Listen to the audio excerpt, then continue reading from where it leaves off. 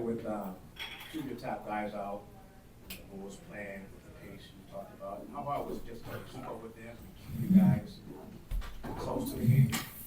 Yeah, we talked about it before the game, and I told you yesterday, like this team plays fast. If you don't get back in transition, they're going to attack you at every position. And so, we can't hang our head when we miss a shot. Can't complain to the officials when we don't get a call, because we told you they're going to push the pace and attack the paint. And so we didn't do a good job with that. With Zoo out having to play small, he beat us up on the glass a little bit as well. But I knew it coming into the game. Like I said, they were going to play hard. They lost 5 in a row or 6 in a row, and they were thirsty for a win. And so they came in, they attacked us. I thought defensively they did a good job of mixing the zone and man up, to keep us all balanced. And offensively, we just played way too slow. Like, we let them get back, let them get set. And when you're playing small, you got to play fast. And we talked about it. Like, we got to make sure we push the pace. Vucevic can't get back in transition and get to his matchup. But we played too slow. They was able to do some good things defensively. And the only good thing about us offensively tonight, we only had 10 turnovers. So, got up 94 shots, but we took care of the basketball. But overall, like I said, they beat us in every facet of the game. Hey, Coach, so in that third quarter, Zach LaVine kind of went off, got 35 points in the game. What's such a tough cover? You guys do a lot of different guys. What do you think is a tough cover? Why he's able to get the shots he was able to get and get to the rim and shoot threes and stuff like that? Because he's a really good player, and so I think we did a good job of shrinking. We could have went to the fire a little earlier, defensively, just try to get it out of his hands. Like I said, he had it going. And then the biggest thing, we just fouled him too much. Like when he got to the basket, shooting 1 foot runners, we're fouling him while he's going through, and he was able to get to the free throw line 10 times as well. So we got to be better with that. See, I think you already alluded to this, but that second quarter, y'all hit the paint incredibly well. What worked with that second unit in particular? Say it again. In the second quarter, y'all hit the paint really well. And so what worked with that second unit where y'all were able to have? We got stops. He was able to get stops. And so when we got stops, we was able to get out and run in transition and get to the paint, get to the basket. And then when you don't get stops, you're taking the ball out every single time. When you're playing against a set defense, it makes it tougher. So that second unit came in that second quarter. We went small. We got some stops, and we were able to get out in transition a little bit more. Ty, what have you seen out of your small ball line? There's a couple games now where you haven't gone with a big at the second unit. What have you seen out of those minutes? Anything that you've liked or you haven't liked? I like us defensively. I don't like us offensively. What's wrong offensively? It's nasty. Are there things with that second unit that could be done to remedy that? Or is Yeah, that we could play faster. We can get to the second and third action like we talk about every single day, and just do what we ask you to do. So if we don't do that, we look bad. But if you continue to play the game, if you don't have it, get to the second, third action, teams are going to give you the answer to the test. But if you stand in one spot and we hold the basketball, it's easy to load up. There's nowhere to go. So when we play like that, like I said, it's tough. Ty, obviously, no one likes to lose, but in a loss like this, are you able to find positives in this where you can kind of recalibrate and kind of get it going again after this? Oh, we had no choice but to get it going again, but I don't see any positives out of this game. Not saying. I mean, you mentioned the turnovers were down. Okay, so. we'll take that one. You can't find a second one though. No. Was the heavy dance at James and Norm, was that out of necessity? Tonight? Yeah. Night you always have throughout your career. Aside from just loving the game, is there anything you think about when they're talking to you about, maybe want you to rest and you obviously end up not resting? The motive behind that? I just want to hoop. Like, for example, the other day Jason Tate was talking about, like, there may be that one kid that showed up to watch you play. And I know that you're a guy who has a lot of fans, a lot of young kids who like you. Like, are those the type of things that go through your mind when they're trying to get you to sit? Yeah, that's a part of it. And then now, and at the age of my career, it's like, who knows how long I'm at this opportunity. So that goes into my mind as well. James, are there any positives you guys can take out of a game like this? No, it's a bad game for us. Ty pointed to the low turnovers for you guys. Is that I don't know how many turnovers we had. 10? It don't matter.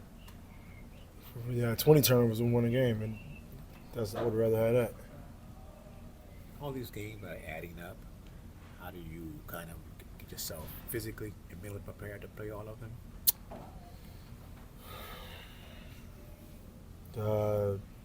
Physically is, doing the things, lifting the weights and getting the proper treatment and recovery, and then mentally just, making sure you get your rest and getting that right mind space on who we're playing and what needs to be done, in your role to be effective and win the game.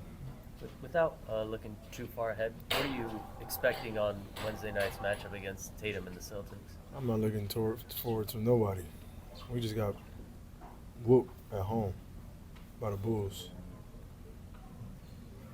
Have you ever, through the course of your career, had just for example this week, it's at 5 games. Can you think back to when? Nah. I mean, And then you add in games in 2 weeks prior, a week prior to when we like.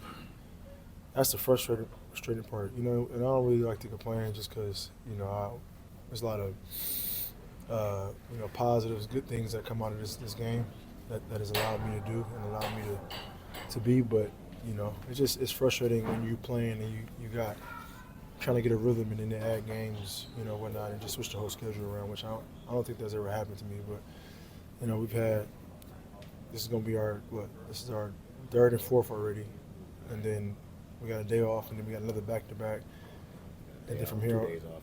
yeah, it's just frustrating. So for us, there's no complaining. I mean, it is what it is. But tonight we just didn't have the right bounce that we needed to have, and it showed.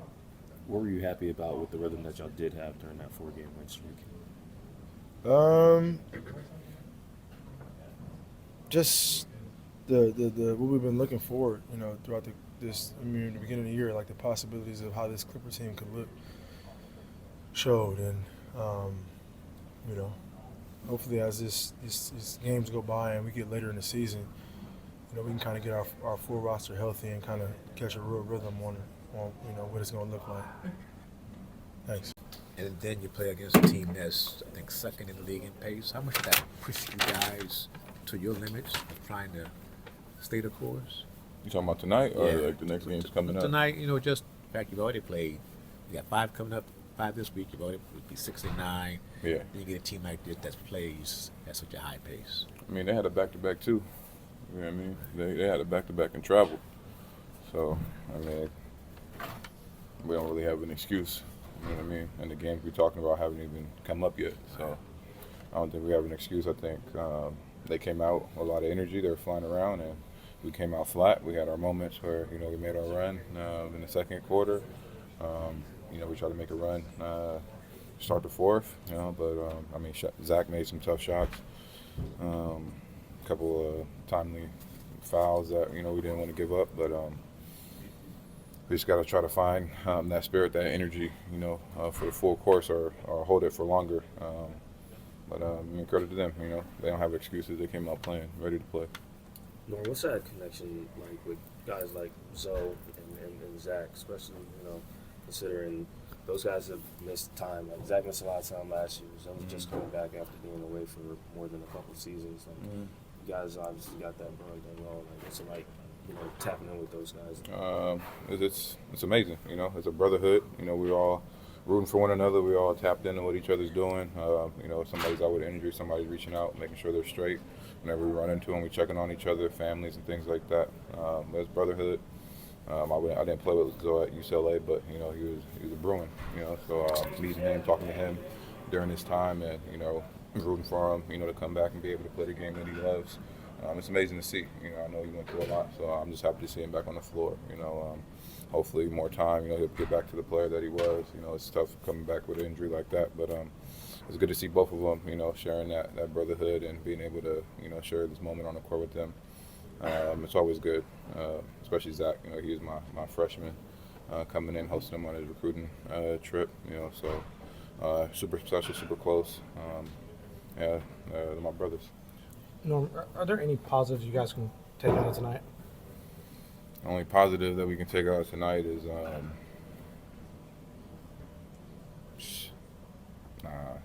not really positive. I think it's just a learning experience for us, honestly. How we can get better on back-to-backs, especially. I think our back-to-back games this year are really bad. I mean, we did well against Portland, but besides that, I think we're getting blown out by like 30 or something like that on the back-to-backs. We just got to figure out each individual, everybody stepping on the floor, how we can come out with a winning mindset, push through the fatigue, and find a way to flow energy for a full 48.